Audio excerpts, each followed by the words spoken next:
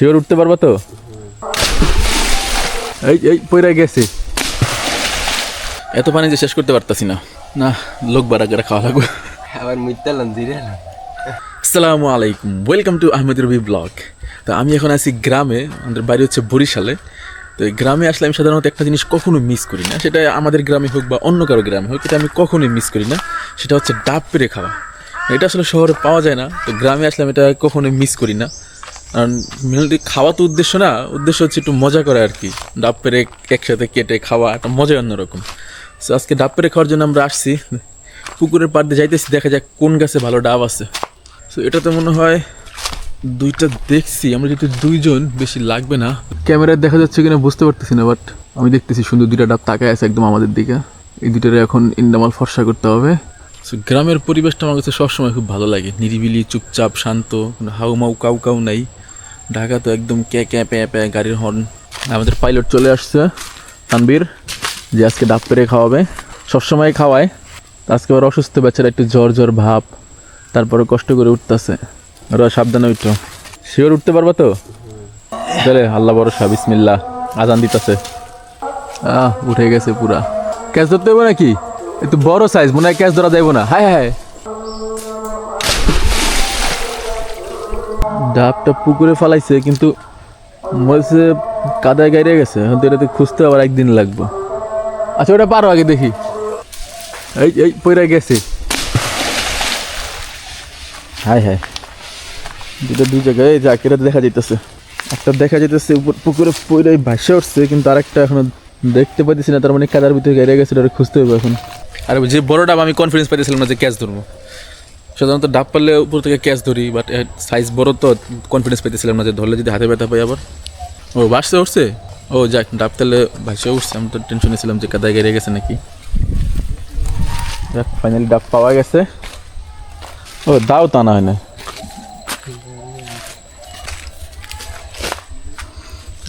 দ্বিতীয় টানার পালা। গ্রামে পাখি শব্দগুলো খুব ভালো লাগে, বুঝছো? ঢাকাতে পাওয়া যায় না এগুলা। ঢাকা হলে হাউ মাউ কাউ কাউ, বাসের হর্ন, সাইকেলের কিরিং কিরিং। জানি না ক্যামেরা শোনা যাচ্ছে কিনা, বাট আমার সাউন্ডটা খুব শুনতে পাচ্ছি, খুব ভালো লাগতেছে। তো বাড়িতে যাবা? খাইলে গাছা ভিতরে বাড়িতে যাওয়া কি ঝামেলা পাকা দরকার আছে? এই যে ডাবের সাইজ কত বড়, এই জন্য আসলে কনফিডেন্স পাইতেছিলাম না যে ক্যাচ ধরবো। সাধারণত অন্য সময় যখন ডাব পারি, গাছের হাইট বেশি না হলে ক্যাচ ধরা যায়, কিন্তু এর গাছের হাইট যদিও বেশি না, কিন্তু ডাবের সাইজ অনেক বড়। এটা যদি ক্যাচ ধরতাম তাহলে হয়তো হাত ভেঙেও যেতে পারতো। তাই আর রিস্ক নাই। পানিতে ফালাইছে, একটু কষ্ট হয়েছে খুঁজতে, বাট ফাইনালি সাকসেস। এখন এটা খাওয়ার পালা। তারপর গেছে দাও আনতে। গ্রামের যে শান্ত পরিবেশটা সবসময় আমাকে আসলে টানে। একটা সময় ছিল যখন গ্রামে আসতে ভালো লাগতো না, মনে হতো দূর, গ্রামে কি আছে, গ্রামে কি দেখতে যাব। বাট এখন গ্রামের এই শান্ত পরিবেশ, নির্মল বাতাস, এই প্রকৃতি কেমন যেন আমাকে টানে, এমন মনে হয়।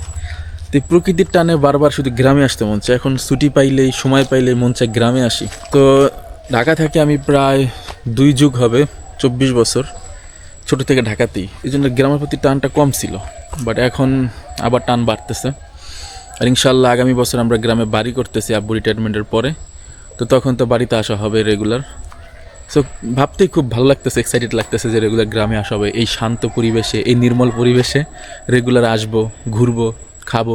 তো দেখা যাক কী হয়। দোয়া করবেন সবাই যাতে আমরা বাড়ির কাজটা দ্রুত এবং খুব ভালোভাবে কমপ্লিট করতে পারি, এবং রেগুলার যেন এই সুন্দর শান্ত নির্মল পরিবেশে আসতে পারি।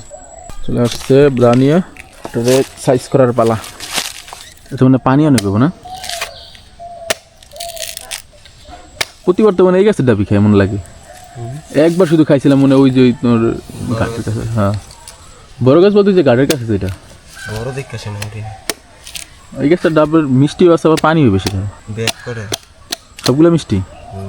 আমিও বাসা দিয়ে নিছিলাম না, উই গেছে এক জগ করে পানি।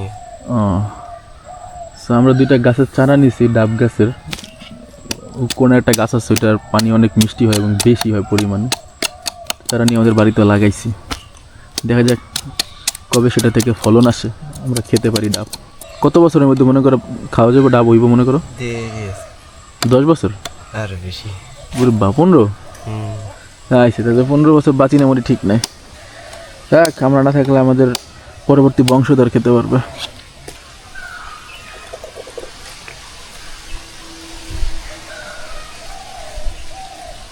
নির্মল পরিবেশ, নির্মল বাতাস আর এত সুন্দর পানি, ওয়াও আলহামদুলিল্লাহ।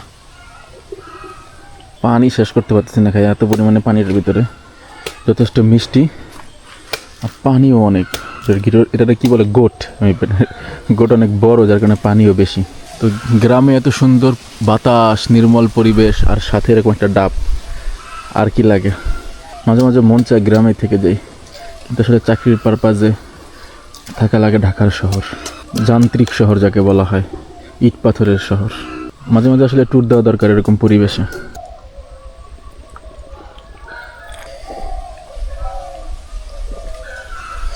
কলিজা ঠান্ডা। কিন্তু গ্রামে থাকা সবসময় খাইতে পারো, তোমার জন্য ইন্টারেস্টিং কিছু মনে হইতেছে না। যারা শহরে থাকে তাদের জন্য এটা ইন্টারেস্টিং, মজার কিছু একটা। ব্যাপক পানি আছে, এত পানি যে শেষ করতে পারতাছি না, মনে হইতেছে 5 মিনিট ধরে খাইতেছি কিন্তু শেষ করতে পারতাছি না, হাঁপায় গেছি। না, লোক বাড়া করে খাওয়া লাগবে, শেষ হইতেছে না। আবার মুইতালাম ধীরে এত পানির ভিতরে আগে বুঝতে পারলে তো আর 2 দিন নিয়ে যেতাম। যাক, এবার শ্বাস খাওয়ার পালা। যেটাকে আমরা নারকেল বলি, শহরে বাসা বলি শ্বাস। এখন আমরা ডাবের শ্বাস খাবো।